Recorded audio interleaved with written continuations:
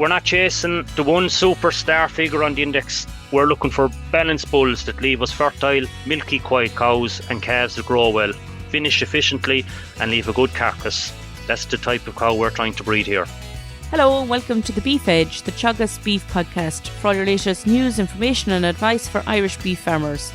I'm Catherine Egan, and on this week's episode we're heading to County Clare to catch up with future beef farmer James Skehan. James farms a spring-calving suckler-to-beef enterprise, and over the past number of years he has made significant changes to improve the profitability and efficiency on his farm. James is also preparing to host the Teagasc National Future Beef Farm Walk on Friday the 4th of September at 6 p.m. James discusses his farm system, the key management practices driving performance on his farm, and what visitors can expect to see at the upcoming farm walk. James, you're very welcome. Can you tell us a bit about your farm system? We're farming in Ballynevin, Bridgetown, just outside O'Brien's Bridge in County Clare. It's a part-time suckler beef farm that I run with my wife Joanne, two young kids, Nellie and McCartan, and my father Bet is a huge help on the farm as well, because I also work full-time off the farm. We're farming about 34 hectares. It's quite fragmented into 3 separate blocks. The land itself is a real mix. We've everything from good free draining loam to heavy clay ground and some hillside. So every field brings its own challenges. That means we've to tailor how we graze and manage each block. We currently keep 27 spring-calving suckler cows, and over the last few years we've put a big emphasis on improving breeding performance, grassland management and labour efficiency. Because I'm a part-time farmer, everything has to be practical and time efficient here. One of the biggest changes we've made has been investing in infrastructure. We've installed paddocks, roadways and water trucks in one of the outside blocks, which means I can move cattle on my own and make much better use of grass. That investment has really transformed how manageable the farm is while holding down the off-farm job. Traditionally, we sold all our calves as weanlings, but we're gradually moving towards a finishing system. The aim now is to keep more of the cattle on the farm for longer, add value to them ourselves and produce a more profitable and sustainable system in the long term. Overall, our goal here is to have a farm that's profitable, environmentally sustainable, and just as importantly, fits around family life and an off-farm career. That's great, James. And you've mentioned there you've moved from selling weanlings to bringing cattle through to finish. What was the decision behind making that change, or how has that worked out so far? To be honest, the change wasn't something we had planned ourselves. We were forced into it when we went down at a TB breakdown in July 2023. So we couldn't sell weanlings in the normal way, so we had to rethink the whole system. And rather than looking at it as a setback, we decided to use it as an opportunity to see if we could add more value by keeping the cattle for longer. It was a big learning curve. We had to become much more focused on grassland management, animal performance and finishing cattle to factory specification, which was new to us. Being part of the Teagasc Future Beef Programme was a huge help because it gave us access to good sound advice and benchmarking, and we'd already invested in the paddocks, roadways and water infrastructure, so we had the foundations already in place. That said, we're not tied to any system here. Last year, for example, store prices became exceptionally strong, and we sat down and did the figures. It made more sense to sell a number of cattle as forward stores rather than bringing every animal through to finish. And that's very important. There's no point chasing a finishing system for the sake of it if the market is telling you there's a better return elsewhere. For us, it's about staying flexible. If finishing leaves the best margin, we'll finish. If the store trade is stronger, we'll sell stores. We're following the money, not the system here. And it's really that flexibility in the system is very important for you, James. I suppose you mentioned there grassland management, that's a key part of driving profitability on the farm, and you've had a huge investment in infrastructure. Can you talk through how you went about designing the infrastructure and the roadways and the water to split paddocks on the farm, and how that has helped utilisation of grass? That's right, Catherine. Yeah, grass is definitely the cheapest feed we have here, and making the best use of it, that has always been a big focus for us. Like you said, we have invested in paddocks, roadways and water infrastructure, and it's made the grazing much more manageable. We can move cattle quickly, control our grazing better and utilise more of the grass that's grown. This year has been a big change. Like it reminded us, Mother Nature is still in charge here. We went from one extreme to the other. We had non-stop rain there early in the year, which meant we had cattle housed nearly till middle of April. Ground conditions just weren't fit. Then almost overnight, we found ourselves in a drought situation. And as we're talking here now, I'm feeding silage bales out to cattle at grass, not because I want to, but because grass growth has dropped off so much.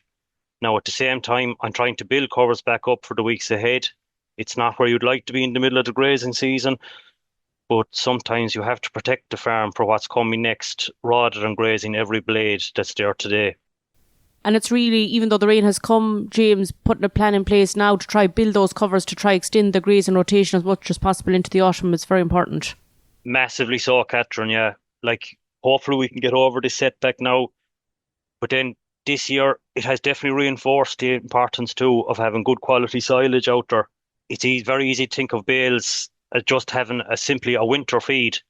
But this year, unfortunately, they've become a summer feed, and without them, we'd be under real pressure now. And you've put huge emphasis in the last few years, James, on improving soil fertility and reducing your reliance on chemical fertiliser. Can you just talk through what changes you've made and what improvements you've seen?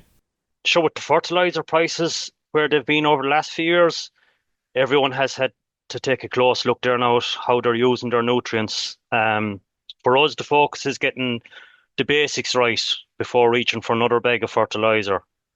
So the first step is sure knowing what you've got. We regularly soil sample the farm, and that allows us to target lime, phosphorus, and potassium where they're actually needed. There's no point spreading expensive fertiliser if your soil pH isn't right, because you're simply not getting the best return from it. We're also trying to get the maximum value from the slurry we produce. All of our slurry is spread using a dribble bar because it keeps more nutrients available for the plant, allows the cattle back grazing sooner, and reduces the ammonium losses. We switched to protected urea because it makes better use of every kilo of nitrogen while reducing emissions. And like every farmer, we're trying to reduce our dependence on chemical fertiliser where we can, but we still have to grow enough grass to feed the stock. So it's about using the nutrients we have as efficiently as possible rather than simply applying more. And you've also included some red clover in your rotation. I have, Catherine, yeah. It has disappeared now, literally overnight. I have it about 5 years, and the weather turned there last year. I was going to get a fourth cut out of it, and the big heavy cover has smothered the whole thing, and it has completely disappeared. And what's your plan for that going forward? Will you put in more red clover, or will you continue to graze that as a reseeded sward? It's an isolated bit of ground, Catherine. It's our main silage ground. There's 6.2 acres in it. So the grass seed is in it. The grass is there. It is producing silage now. So we leave it as it is for a while and we'll think it over. But like we got the red clover seed through the grant that was available. So it was free grass seed. And we'll just continue with it now for a couple of years and see how we get on. You mentioned at the start there, James, you're placing huge emphasis on breeding performance, and you have a compact calving spring herd, and you're also using some AI. What traits are you looking for when you're selecting sires? That's right, Catherine. Yeah, we started using AI there about 3 years ago, and for us, it's definitely one of the biggest changes we've made. It gives access to genetics that simply aren't available on a stock bull, and it allows us to match all our cows with the bull that's best suited to them. We're very much focused on maternal genetics. We see the cow as the engine of the whole system. If you have a good cow, everything else becomes easier. So when we're selecting AI sires, milk is one of the first traits we're looking at. We want cows that can rear a strong calf off grass without having to rely heavily on meal. After that, we're looking at the traits that improve profitability. Days to finish and carcass weight are important because we're trying to breed cattle that perform efficiently and meet the market specifications. There's no point breeding cattle that take too long to finish or don't leave enough weight behind at slaughter. Docility, another trait we place a huge emphasis on. As a part-time farmer, I need cattle that are quiet and easy to handle. It makes the job safer, less stressful, and a lot easier. We're paying attention to calving interval. Every empty day costs money. We want cows to go back and calve quickly, calve every year and stay productive for a long time. Longevity, big part of profitability in a suckler herd. And more recently, we started looking at the TB genetic index. Having gone through a TB breakdown ourselves now, it's something that's definitely on our radar. It's early days, and it's certainly not the only trait we're selecting for. But if we can make genetic progress in reducing TB susceptibility while still maintaining the performance traits we want, it's another factor worth considering. Like, we're not chasing the one superstar figure on the index. We're looking for balanced bulls that leave us fertile, milky, quiet cows and calves that grow well, finish efficiently, and leave a good carcass. That's the type of cow we're trying to breed here. The fact you're working off farm, how do you manage detecting cows in heat? It can be a big misconception, I suppose, that AI isn't practical if you're working off farm. I suppose, to be honest, if we relied on watching cows for heat every morning and evening, it probably wouldn't work. That's why we're using fixed time AI synchronization programs. So the first thing I do each year is ring my AI technician, Dermot, and find out when he's available. Once we have that date agreed, everything else works backwards from there. The aim is to have both the cows and the replacement heifers ready to be inseminated on the same evening, which keeps the whole breeding season organised. Once Dermot is booked, I contact our local vet, Teagasc. He comes out on day 0 of each programme, inserts the seeders, and leaves all the medicines needed to complete the programme. The cows follow a 10-day synchronisation programme, and the replacement heifers are on an 8-day programme. So this year, the cows started on the 28th of April. The heifers started 2 days later on the 30th. And then everything was AI together on the 8th of May. We're only using conventional semen here at the moment. We're not using sex semen.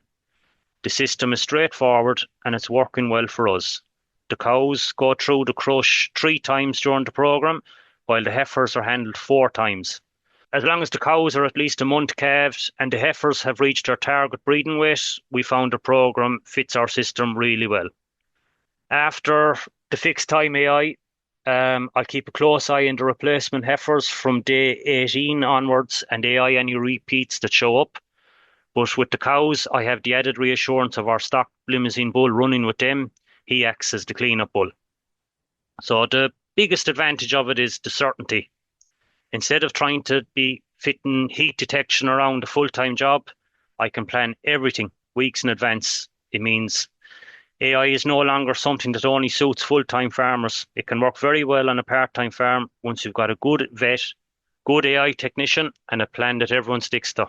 And the fact you have that plan, you're able to work around it, particularly when you're working off farm, James. Very easily for me, anyway, Catherine. Yeah, I suppose I work shift, so I would be off certain days of the week. So it's perfect for me. I suppose herd health is also an important part of your farm system. Are there any preventative measures or health plans that you're working on with your farm that you've seen noticeable improvements? If I just sum up our herd plan in 3 words, Catherine, it'd be vaccines, vaccines, vaccines. Prevention is always cheaper than cure, and that's the philosophy we've taken on the farm. So I suppose to start, sure, the most vulnerable time in any suckler system is calving season. So that's where we put most of our focus. Getting the simple things right, clean calving pens, making sure cows are in the right body condition, not overcrowding pens, and giving every calf the best possible start in life with plenty of high quality colostrum. Those basics, they're still the biggest contributors to good herd health. Vaccination side, our cows are vaccinated against leptospirosis, IBR, rotavirus corona, and cryptosporidium. The calves receive 2 doses to protect against pneumonia, and they're also vaccinated for blackleg. And this year, sure, like many farmers, we introduced blue tongue vaccination. So it's been another addition to the herd health programme. We carry out regular fecal sampling, so we're making good decisions around parasite control. So we don't dose here off a calendar. But one thing I think we don't talk enough about is biosecurity. We spend a lot of money protecting our herds with vaccinations and good management. But unfortunately, diseases can be brought onto farms completely unintentionally, whether it's visitors, contractors, or even ourselves. We have a big responsibility to minimise that risk.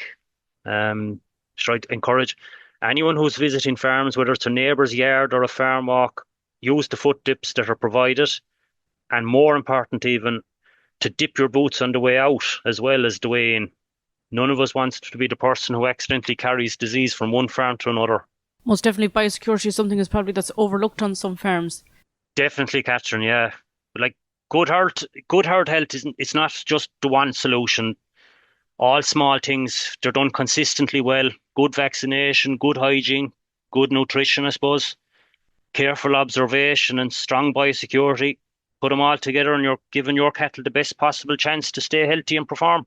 And with weaning taking place in the coming weeks, James, how do you carry that out on your farm? Yeah, so we won't feel it now, Catherine. Probably 'tis one of the most stressful periods in a calf's life. So our whole approach is about reducing that stress as much as possible. If you can keep the calves healthy and eating, everything else tends to fall into place. So the first step is the vaccination. We make sure every calf has received its full pneumonia vaccination course well in advance of weaning. We've been doing that now for a number of years and it's definitely working extremely well on our farm. We see far fewer health issues around weaning and I couldn't be without it. We also introduced the creep feeding before weaning, so the calves are already eating independently. Normally, we'd start creep feeding about 6 weeks beforehand. This year was a little different because of the weather. Grass growth was so poor that we put the creep feeder out in the second week of July to take some pressure off the cows and keep the calves thriving. For the actual weaning, we use nose paddles and we do it in 3 batches rather than all at once. We fit the nose paddles, leave the calves with their mothers so they can still stay together, but they're no longer able to suckle. That takes away a lot of the stress compared to abrupt weaning. The timing of the batches is important. On the same day the second batch of calves gets their nose paddles fitted, the first batch of cows is moved away. So there's a nice flow to the system rather than trying to do everything in one day. Keeps both the cattle and us a lot calmer. The biggest lesson we've learned over the years, there's no benefit in rushing weaning. If the calves are properly vaccinated, eating enough meal, and you take the cows away in stages, it's a much smoother process. The calves settle a lot quicker and they keep performing. That's what we're aiming for. And really the focus is reducing stress as much as possible, as you mentioned, James. 100%, Catherine. And like on both man and beast, makes the whole lot go a lot smoother. You mentioned at the start, James, that you're working off farm and running a suckler enterprise using AI and implemented a paddock system. What changes from all that you've mentioned today do you think have made the most impact from a labour point of view, particularly when you're working off farm? Definitely takes planning. The reality is you have to be organised. Farming part-time means you don't have the luxury of saying, I'll do that later. When you get home from work, you need jobs to be straightforward and efficient. So over the years, we've tried to build a system that works with our lifestyle rather than against it. Infrastructure probably made the biggest difference. Investing in paddocks, roadways and water systems means I can move cattle quickly and safely on my own. We've also invested in excellent handling facilities, and I genuinely think you can't put a price on that. Good handling facilities make every routine job, weighing, dosing, vaccinating or treating cattle, safer, quicker and far less stressful for both the stock and the people working with them. We've also tried to plan jobs instead of reacting to them, using synchronization and fixed time AI is a good example. Rather than spending weeks trying to spot cows and heat around a full-time job, we organise everything with our vet and AI technician in advance. It makes breeding much more manageable.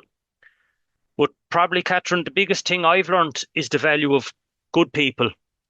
Contractors, vets, AI technicians, and anyone who comes onto your farm should be treated with respect and paid on time. We've everything set up electronically now, so once an invoice comes in, it's paid. It's simple, efficient, and people appreciate it. The benefits of that are huge. My contractors know my land almost as well as I do now. I don't have to stand over them or supervise every job because we've built up trust.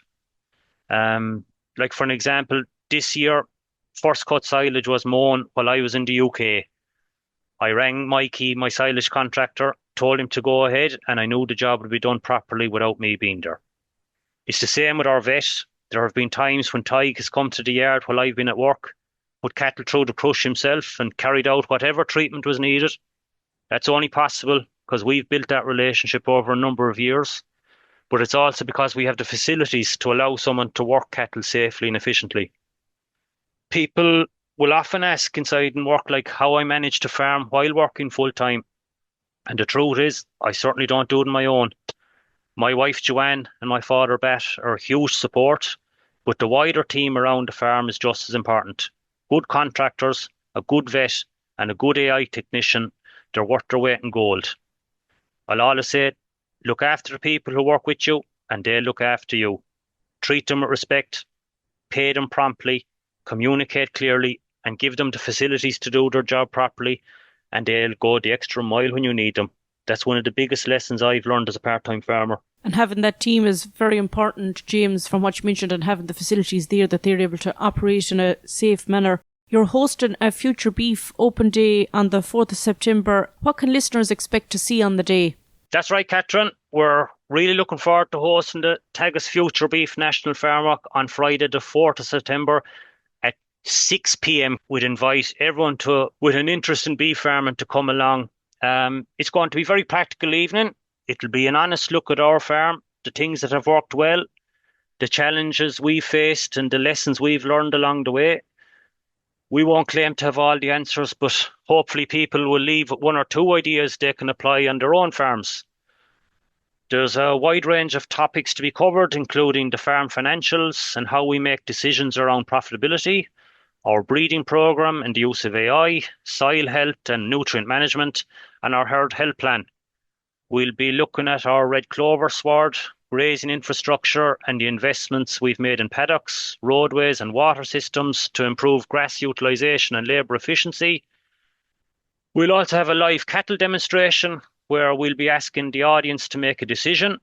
We'll be looking at a group of cattle currently on the farm and asking the question, would you finish them or would you sell them as stores? It'll be an open discussion around the current market, input costs and potential margins. The right answer isn't always the same every year, so it'll be interesting to hear what people think and why. So if you're free on Friday the 4th of September at 6 p.m, we'd be delighted to see you. Refreshments are to be provided on the evening and hopefully everyone will leave with one or two ideas they can use on their own farm. That's great, James. The very best of luck with the farm walk, and we look forward to attending on Friday the 4th of September, and further details will be in the podcast notes. Thanks very much, James. Thanks a million, Catherine. That's all for this week's episode, and my thanks to James for joining me on the show. You can catch up on all other shows and interviews from the Beef Edge podcast on the Teagasc website at teagasc.ie, or you can listen on Apple as well as Spotify. Don't forget to rate, review and subscribe so you never miss a show. For all other updates from our beef programme, keep an eye on our Twitter and Facebook pages. Until next time, I'm Catherine Egan, and thanks for listening.